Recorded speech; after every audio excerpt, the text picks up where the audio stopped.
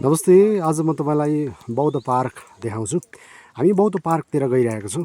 तपाईँलाई आज म बौद्ध पार्क देखाउँछु है त। यो त इलाममा पर्छ र यहाँबाट देखिएको यो जुन देखिँदैछ यो चाहिँ बौद्ध धाम एरिया हो। बौद्ध पार्क पुग्नलाई चाहिँ यहाँ सिँढी सडकबाट केही सिँढीहरू छ र म सिँढीबाट माथि चढ्ने क्रममा छु है त। यसरी हामी बौद्ध पार्क लगभग पुग्न लागेको छौँ अहिले र हामी लगभग माथि चाहिँ निकै सम्म ठाउँ छ। यहाँ नेपाल लेखेको ठाउँ देखियो। ल बाटो चाहिँ सिँढी यस्तो छ उकालो। यो चाहिँ विशाल बुद्धको मूर्ति छ यहाँ र यो मूर्तिको चाहिँ उद्घाटन भएको छैन अथवा यसलाई चाहिँ प्राण प्रतिष्ठा भनौँ न गरिएको छैन भनेर जानकारी आएको छ र यहाँबाट देख्न सक्नुहुन्छ तपाईँले।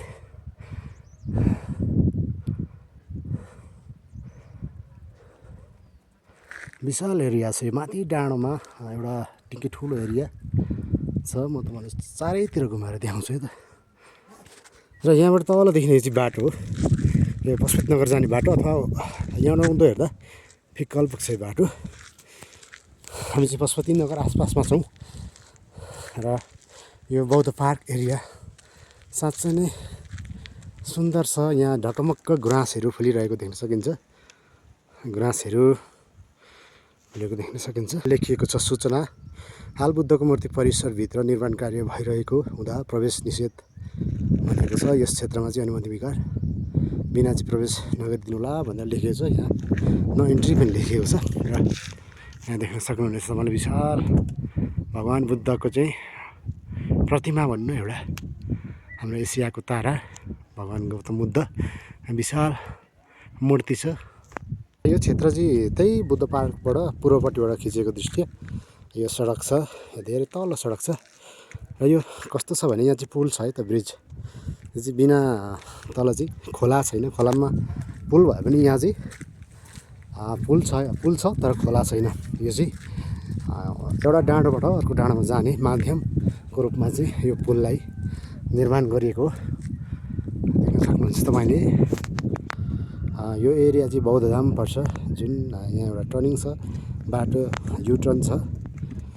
यो पशुपति जाने बाटो हो। यो चाहिँ पूर्व मोहडातिर पर्दछ र यहाँ लेखिएको छ यो पुलमा चाहिँ 25 जना भन्दा बढी प्रवेश निषेध भनिएको छ र यहाँ पुल छ। यो पुलबाट चाहिँ पारि अर्को डाँडामा पुगिन्छ र वरिपरि सबै चियाबारी छ। यहाँ हेर्नुहोस् त इलामको सान, यो इलामको सान हो चियाबारी चाहिँ।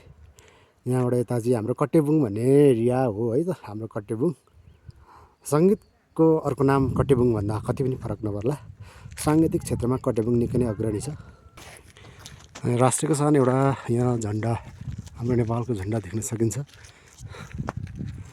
पूर्वतिरको मोहडामा चाहिँ यसरी नेपाल लेखेर चाहिँ विशाल अक्षरमा नेपाल लेखेको छ, NEPAL नेपाल। र यहाँ झन्डा पनि छ। यहाँ हामी बुद्धको मूर्तितिर देखाउँछौँ। ल हेर्न सक्नुहुन्छ तपाईँले।